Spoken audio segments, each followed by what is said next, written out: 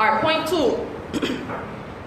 Point two is that in the presence of God, impact must come. People must know that you've been in the presence of God. And we have several examples of this through scripture. Yeah? There must be impact. So in Exodus 33 and 34, Moses leads the people.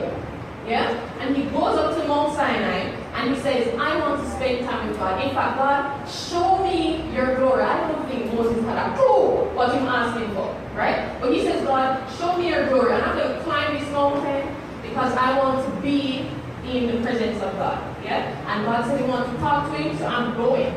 Right? And so he goes up to the mountain and spends time with God. And in Exodus 34, it tells us that when he descended the mountain, yeah, the people then look on his face and it was radiant.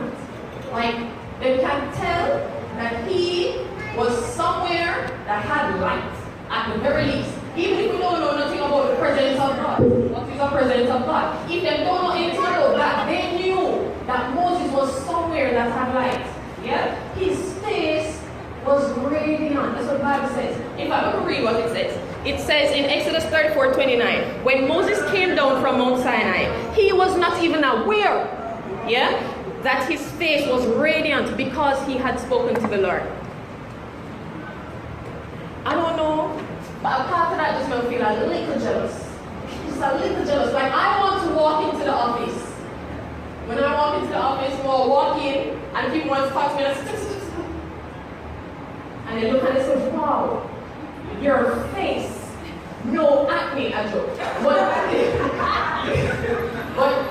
But that people can see that I was in the presence of God, and that's the Old Testament. What happened in the New Testament? In the New Testament, the disciples were brought before the Sanhedrin. They're brought before the at the time, court, so to speak. Yeah? And the people are listening to Peter. And Peter is the same Peter, you know, who, I don't know Jesus. What is a Jesus?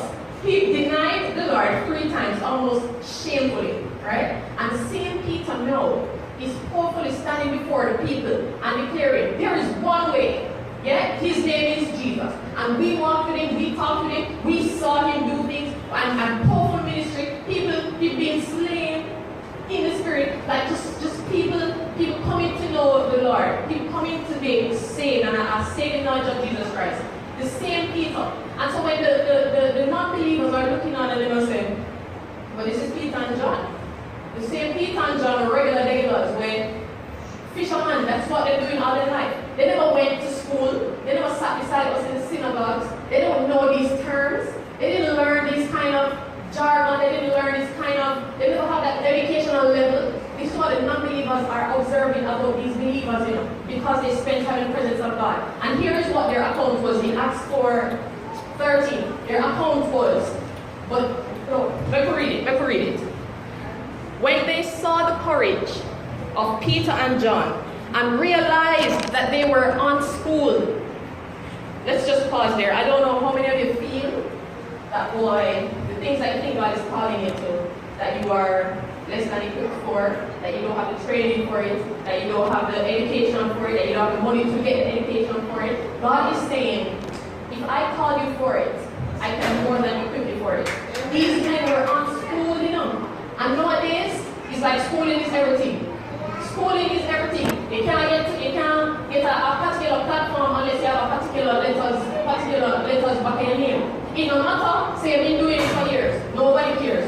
How much letters they back in your name. Yeah? And so this is a person, when I was reading it, I said, wow, in society now, we put so much emphasis on what people have than who they are in Jesus Christ. And this is Peter and John. All they do all in life is fish. Fishermen. They're not educated, they need no fancy language out of sea. They need to know to say hee and oh. It's not even here, I think it's heave. So I don't even know. But either heave, point exactly, right? But they don't need any fancy education to do their occupation. And here it is that God would have transformed their lives. That the educated people are looking in verse 13 and saying, when they saw that these people were unschooled, ordinary men, they were what? Astonished. And they took note, this is my favorite part, and they took note that these men had been with Jesus. When we spend time in the presence of God, when you run after the presence of God, people must know. There must be impact.